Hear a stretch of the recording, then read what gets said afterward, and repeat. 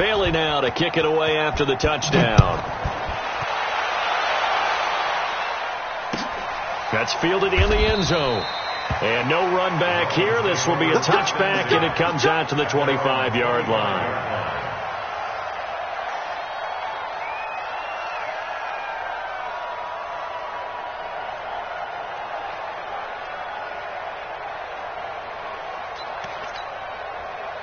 The Dolphins at the line ready for their next drive. Already down 2 touchdowns here in the first half. This becomes a pretty important drive, doesn't it? It certainly does, and a lot of teams script plays. We know that, right? They have a script to start the ball game, and typically those scripts go between 12 and 24, 25 plays. Down 2 touchdowns early, probably not very deep into their script. I think that they'll stay with it. I don't think they'll abandon it just yet and try and generate some offense on this drive. Anything. At least 3 points, get that 0 off the board.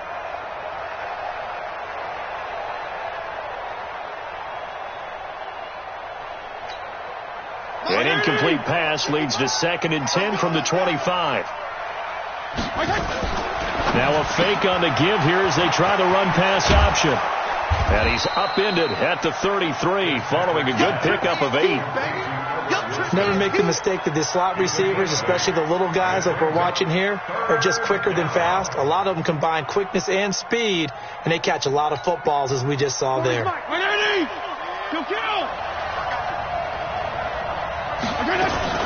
They go play action. Fitzpatrick. And that is incomplete. Coverage there by the safety, Harrison Smith. Certainly looked like they were getting ready to convert there on 3rd down, but what an effort to get his hand on that one, knock it away, and brings up a 4th down decision. On 4th down, Matt Hawk is on to punt. And how about this, a fake? And that is incomplete, but there is a flag. And on 4th down, this is a big call. So they saw the contact before the ball arrived. Penalty flag for pass interference. And trying to avoid pass interference is so difficult. You're trying to slow down these skilled receivers, and somehow, some way, they make plays on the football, and sometimes you're there too soon. And he gets this inside the 35-yard line. That one good for 13 at a Dolphin 1st down. I'm okay with the call there. In fact, I actually like it. I know they're down a couple of scores, but the running game worked in that situation. I would continue to go in that direction. They'll run here with Balazs. And this play will be blown up. He'll lose yardage back at the 38. That really sets him back. A loss of 6. They run it with Balazs. Able to pick up a healthy chunk of yards, 7-yard gain, but a tough 3rd and 9 upcoming. And that looked like some pretty easy yardage there right up the gut. And he's a guy that has some height to him. So when you don't have to drop a shoulder or create or get through contact or trash, it makes it a lot easier to stay upright, see the field, and make a run as we just saw there. And he finds Parker here, complete. And he's down inside the 5 at the 4 before he's out of bounds. They're able to convert on 3rd down, and that sets up a 1st and goal. They come out here in the I. 1st and goal, and they got to be thinking a chance to get right back into this football game. 2 minutes to play, 1st half. It's 14-0.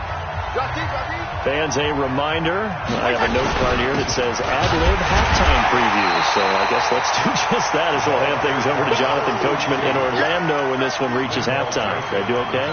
You did great. Not a bad job. Hey. But, writing down your ad-libs. If you print it, I'm going to read it.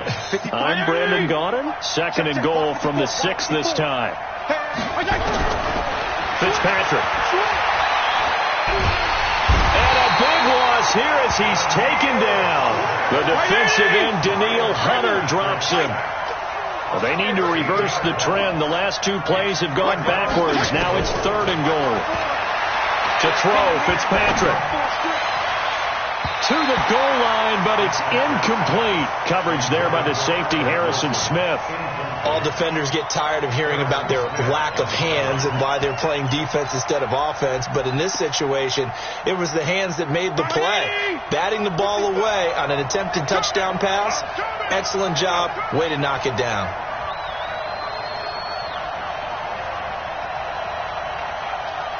Regular. Fitzpatrick to throw for it on 4th down. And he's going to go down here. A sack. They push him back to the 34. There for the sack, Everson Griffin. A chance to get some momentum here in the second quarter, getting their first trip into the red zone, but unable to get it across. And if I'm the head coach, sure, you feel some disappointment, maybe a little bit of deflation there because you didn't get it in. But I'm going straight to rah-rah mode. All right, guys, we didn't get it this time. It's only the second quarter. We'll be back. Let's get it later on. I want to keep this team up. I want them to feel like they've let everyone down. Positive. Got to be positive in this situation. It's too early to think that you don't have a chance to win this game. And he takes it down deep into enemy territory. A big play there just before halftime. 67 yards.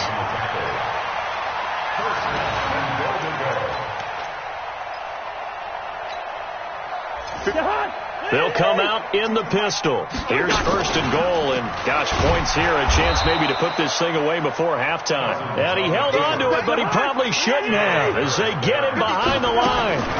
Trying the power game with Ham, and I think they stopped him again. They did at the 1-yard line. The Vikings going to signal for the first of their timeouts as they'll stop it with 13 seconds to play in half number 1. And they'll let their fullback try and push the pile. He's not going to get there. That won't even be close. It was blown up in the backfield. Now a timeout taken.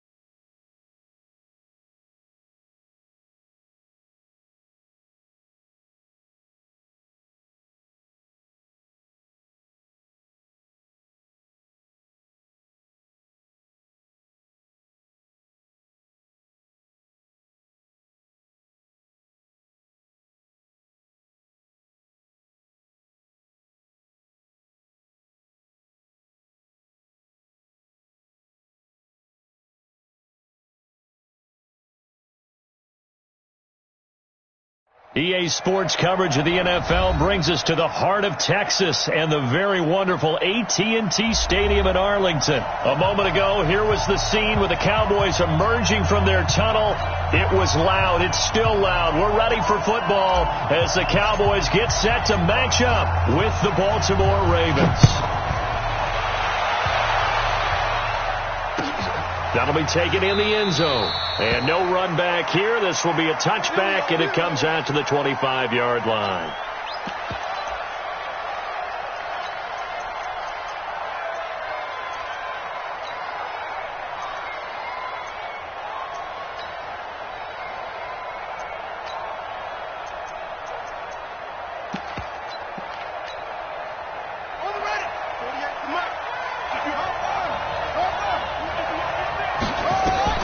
They'll throw on first down to Jackson. Catch is made by Marquise Brown. A good start offensively. 15 yards on the game's initial play. And just a small glimpse there as to why they like this rookie so much. And that's why they lit up a little bit in our meetings with the coaching staff. Yeah, when we talked about him, they did. Yeah, they like his work ethic. This guy's running every route well in the route tree and getting better at it all the time. Really honing his game. They expect a pretty good jump out of him as things continue to move on. Looking for more there on first down, but this throw downfield incomplete.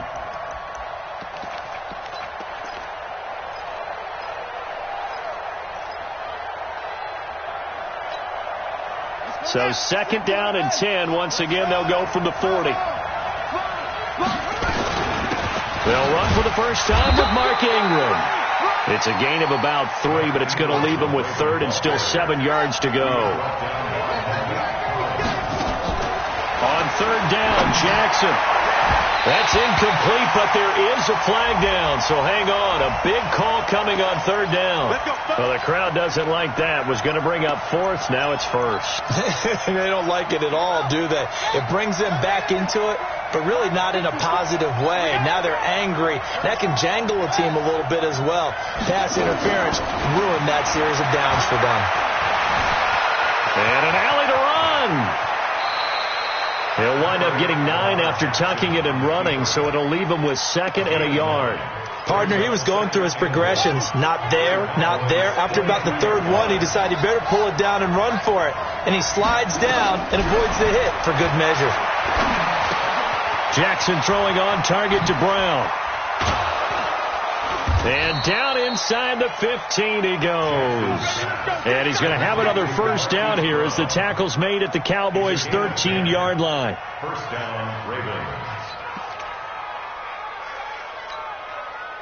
Our game not even 2 minutes old, but a quick red zone opportunity. They have a first and 10 at the 13-yard line. They run. It's Mark Ingram. And he'll be taken down here at about the 11. Jalen Smith, the Notre Dame man, in on the tackle. Well, they had that one sniffed out. Excellent run blitz. Stopped that one for a short gain. What makes a good run blitz a good run blitz? The ability to stay on task, to follow up your assignment, go to the gap you're supposed to cover, and not be deterred by anything else. And that is caught. Oh, what a catch at the 5-yard line. That catch good for 5. It's third down. And, partner, I think that's a great example that not all tight ends are created equal. Because everything was right. Got the completion, but he's not one of the more dynamic guys in the league. So even though he caught it, couldn't turn it into much more. And he is going to be run down. What a disaster there. A huge loss. It's about how teams are so competitively matched, and you just want to make those plays that give you an advantage. How about right here? The difference between letting them score a touchdown versus holding them to a field goal, that's absolutely huge with the play he just made. Well, you know, he hated taking the loss there on third down. Well, that opening drive looked good for a moment there, but they'll wind up being turned away thanks to the missed field goal. And those especially hurt when you come into a game on the road. You're trying to get things to go your way early, and now you suffer a setback right out of the gate. Now a chance to take advantage of that missed field goal. First and 10, way up at the 37.